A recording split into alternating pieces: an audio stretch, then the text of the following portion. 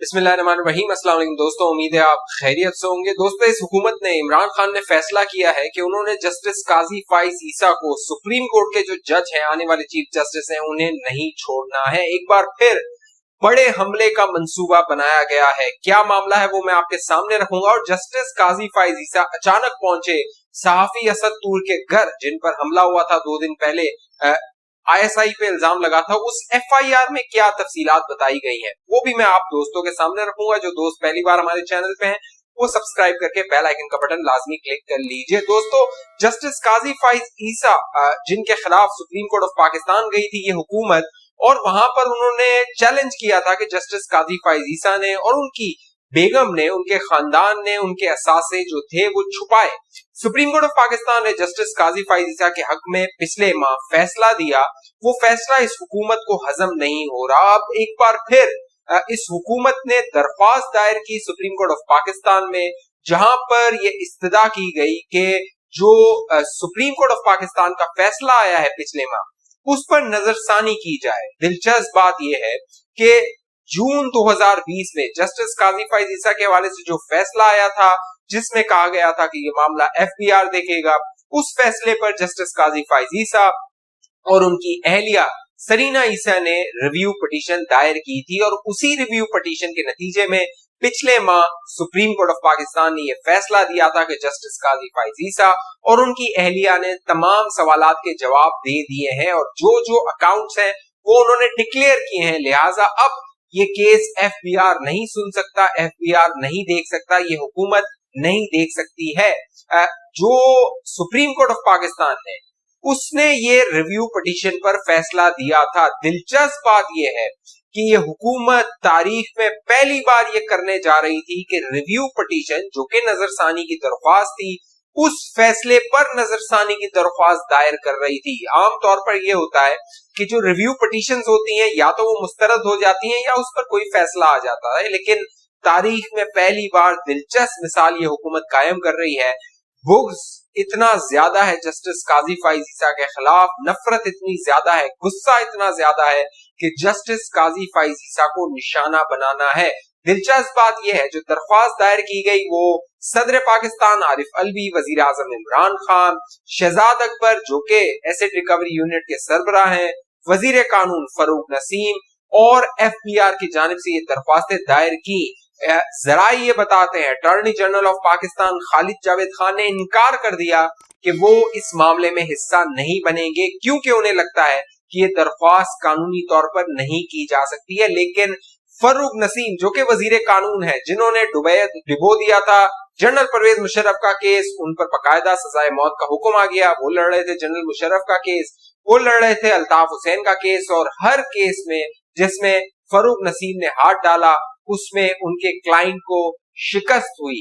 इसी तरह फरूक नसीम ने जनरल बाजवा की जो एक्सटेंशन का मामला था उसमें हाथ डाला था, उसमें जो है वो हुकूमत को सुर्खी का सामना करना पड़ा था। अब एक बार फिर फरूक नसीम वजीर कानून कॉन्फिडेंट है, पूरा एतमाद है कि वो रिव्यू पिटीशन पर रिव्यू दायर कर सकते हैं। इससे इस हुकूमत की नीयत साफ जाहिर होती है कि 2023 जब जो जस्टिस काजी फाइज ईसा हैं वो सुप्रीम कोर्ट ऑफ पाकिस्तान के चीफ जस्टिस बन सकते हैं, उन्हें उससे पहले फारिग किया जाए। और इस हुकूमत की तमाम तर कोशिशें यही है। आखिर क्यों जस्टिस काजी फाइज ईसा को 2023 से पहले ये हुकूमत फारिग करना चाहती है? उसकी पहली वजह यह है कि वजीर आजम इमरान खान को ये शुबा है, ये शक है, उन्हें ये लगता है कि अगर justice Qazi Faez Isa chief justice of Pakistan बन जाते हैं तो उनकी अदालत से नवाज शरीफ को, साबिक वजीर आजम नवाज शरीफ जिन्हें नाअहल करार दिया गया था, उन्हें कोई रिलीफ मिल सकता है। वो ताहल नाअहल करार पाए थे, लेकिन इमरान खान को लगता है कि 2023 के इंतखाबात से पहले उन्हें कोई रिलीफ मिल सकता है, और उसकी वजह चीफ जस्टिस ऑफ पाकिस्तान उस वक्त के जस्टिस काजी फाइज ईसा बन सकते हैं। साथ साथ जो मुख्तदर हल्के हैं उन्हें यह खदशा है कि अगर chief justice of Pakistan justice Qazi Faez Isa बन गए तो उनके खिलाफ भी जस्टिस काजी फाइज ईसा फैसले दे सकते हैं, कुछ इस तरह के मामला उठा सकते हैं जिसपे उन इदारों पर हर्फ आ सकता है। इसीलिए पूरी रियासत की ये कोशिश है कि जस्टिस काजी फाइज ईसा को नॉकआउट किया जाए, सुप्रीम कोर्ट से बाहर निकाला जाए, लेकिन इसके लिए गैर कानूनी हरबे इख्तियार किए जा रहे हैं। इस तरह की मिसालें कायम की जा रही हैं जिनकी तारीख में नजीर नहीं मिलती। पहली बार इस तरह के अनोखे वाकये सामने आ रहे हैं। जस्टिस काजी फाइज ईसा और उनकी बीवी, उनके अहले खाना ने तमाम वो दस्तावेजात सुप्रीम कोर्ट ऑफ पाकिस्तान में पेश की थी, जिसके बाद जो जून 2020 का फैसला था 9 रुकनी बेंच का, उसे पिछले माह अप्रैल 2021 में 6-3 से जो जस्टिस काजी फाइज ईसा थे वो उनके हक में आ गया। जस्टिस काजी फाइज ईसा के हक में 6 जजेस ने फैसला दिया, जबकि 3 जजेस जो थे वो खिलाफ थे। दिलचस्प बात यह है कि आने वाले जो उमर अता बंदियाल हैं, जो आने वाले चीफ जस्टिस ऑफ पाकिस्तान हैं, उन्होंने भी जस्टिस काजी फाइज ईसा के खिलाफ फैसला दिया था। अब देखना यह है कि जब justice Umar Ata Bandial chief justice of Pakistan बन जाते हैं तो वो इस मामले को किस तरह हैंडल करते हैं और हुकूमत, रियासत उनके साथ किस तरह इस मामले को लेकर आगे बढ़ती है। एक और अहम बात, 2 दिन पहले जो सहाफी असदूर हैं उन पर हमला किया गया, उनको तशद्दुद का निशाना बनाया गया उनके घर। आज जस्टिस काजी फाइज ईसा उनके घर पहुंचे अपनी बेगम सरीना ईसा के साथ। असदूर वही सहाफी हैं जो एक्सटेंसिवली मुसलसल जस्टिस काजी फाइज ईसा के केस को कवर करते रहे थे सुप्रीम कोर्ट ऑफ पाकिस्तान से। हर समात का अहवाल अपने यूट्यूब चैनल और ब्लॉग्स में बताते रहे थे। अब जस्टिस काजी फाइज ईसा और उनकी अहलिया सरीना ईसा उनकी अयादत के लिए, उनकी खैरियत के लिए पूछने के लिए उनके घर पहुंची।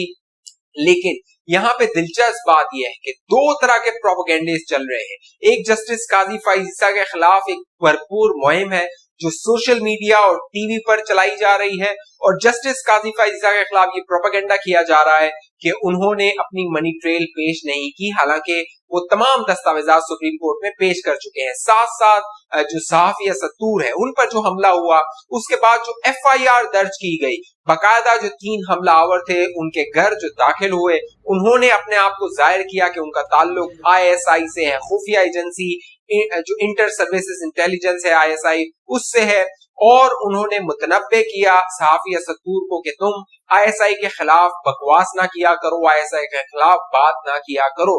जब तकरीबन 11 बजे के करीब जो पूरा वाकया बयान किया गया है FIR में, 11 बजे के करीब ये 3 अफराद असदूर के घर में दाखिल हुए, उन्हें धक्का दिया, उन पर तशद्दुद किया, उन्हें पहले वॉशरूम लेके जाने की कोशिश की और वॉशरूम की लाइट जो है वो उनसे ना जल सकी, फिर उन्हें उनके बेड पर फेंका गया, उन्हें बांधा गया और उन पर तशद्दुद किया गया, और साथ साथ उनसे पाकिस्तान के हक में, ISI के हक में, भारत के खिलाफ, अफगानिस्तान के खिलाफ और इसराइल के खिलाफ नारे लगाए गए। यहाँ पे अहम और दिलचस्प बात यह है कि बहुत सारे लोग अब ये प्रोपेगेंडा कर रहे हैं कि ये ISI के लोग कैसे हो सकते हैं। अगर ये ISI के थे तो ये अपनी शनाख्त कैसे करवाएंगे कि इनका ताल्लुक ISI से है। तो यहाँ पे सवाल ये बनता है, अगर इनका ताल्लुक ISI से नहीं है, और अगर नहीं है तो जो ISI दुनिया की बहुत ताकतवर खुफिया एजेंसी है, बहुत माहिर खुफिया एजेंसी है, वो इन तीनों लोगों को जो कि वीडियो फुटेज में नजर आ रहे हैं जल्द से जल्द गिरफ्तार करे,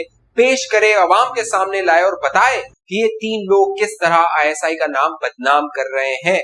यहाँ पे अहम बात यह है कि कुछ सहाफी जो कि सहाफी नुमा प्रोपेगेंडा स्पेशलिस्ट हैं, जो कि काम करते हैं रियासत के लिए, उनके इदारों के लिए, और हक को दबाने की, हक को झूठ बनाने की कोशिश करते हैं, उनकी जानिब से ये प्रोपेगेंडा किया गया ये तो लड़की का मामला हो सकता है, या फिर ISI किस तरह जो है वो ये काम कर सकती है, ISI के पास इतना वक्त है कि वो जाए और इस तरह की कार्रवाई करे। बहुत मुमकिन है कि ISI के पास बिल्कुल इतना वक्त ना हो, और होना भी नहीं चाहिए, क्योंकि मुल्क का दिफा करना है, सिक्योरिटी मामलात को देखना है। लिहाजा अब जो खुफिया एजेंसी है उसको चाहिए कि वो इन तीनों लोगों को जिन्होंने हमला किया उन्हें गिरफ्तार करे, उन्हें कैफरे किरदार तक पहुंचाए, और असदूर को उन तीनों जो लोग हैं, तीनों शख्स हैं, इनके सामने लाया जाए और असदूर ताकि इनको पहचान सके और ISI को बदनाम करने की ये साजिश को बेनकाब किया जा सके। यही मामला जो हामिद मीर है 2014 में उन पर हमला हुआ था, उसके बाद यही कहा गया था कैसे उन्हें गोलियां लग सकती हैं, वो तो गाड़ी के अंदर थे, और ISI की सरबराह का नाम लिया गया था, उन पर जो है वो बेबुनियाद इल्जामात लगाए गए ये कहा गया था, लेकिन आज तक उनके हमलावर भी गिरफ्तार नहीं हुए हैं। तो हमारी जो खुफिया एजेंसी है, जो कि मुल्क की सिक्योरिटी के लिए, मुल्क के अमन के लिए कुर्बानियां दे रही है, काम कर रही है, उसे चाहिए कि उनको जो बदनाम करने की साजिश है इसको नाकाम बनाए, और जो जो हमलावर है, चाहे अफसार आलम हो, चाहे अहमद नूरानी हो, चाहे उमर चीमा हो, चाहे हामिद मीर हो, इन तमाम के हमलावर को गिरफ्तार करके अवाम के सामने लाया जाए और बताया जाए कि ये वो लोग हैं जो हमारी इस एजेंसी को, जिस पर पाकिस्तानियों को फख्र है, बदनाम कर रहे हैं।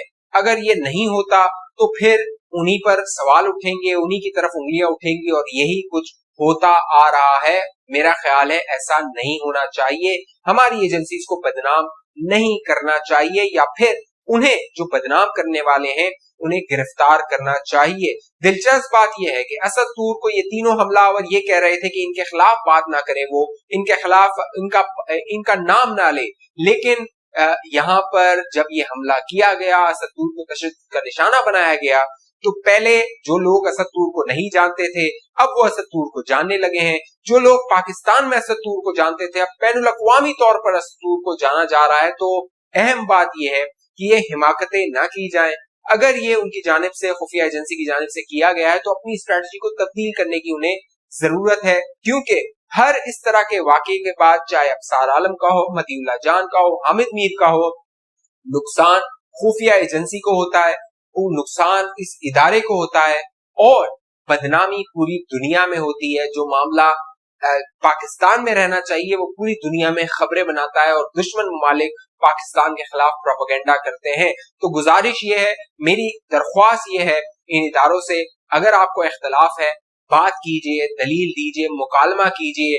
असद तूर को आप बुला सकते थे, उनसे बात कर सकते थे। अगर वो हकाइक के खिलाफ कुछ बात कर रहे हैं तो उन्हें हकाइक बताए जा सकते थे, लेकिन एक महीना पहले उन्हें एक मेंबर असेंबली कहती हैं कि आपके खिलाफ ईद के बाद कार्रवाई होगी, और ईद के बाद वो कार्रवाई हो जाती है। तो अब देखना यह है कि ये सारा मामला करने वाले कौन है, और जो हमारी ताकतवर एजेंसी है जिस पर हमें पाकिस्तानियों को फख्र है, ISI, वो इन लोगों को जो बदनाम कर रहे हैं हमारी एजेंसी को, बेनकाब करते हैं या नहीं करते हैं। इस हवाले से आप दोस्तों की क्या राय है, नीचे कमेंट कीजिए। अभी तक आप दोस्तों ने अगर हमारा चैनल सब्सक्राइब नहीं किया तो इसको सब्सक्राइब करके बेल आइकन का बटन लाजमी क्लिक कीजिए।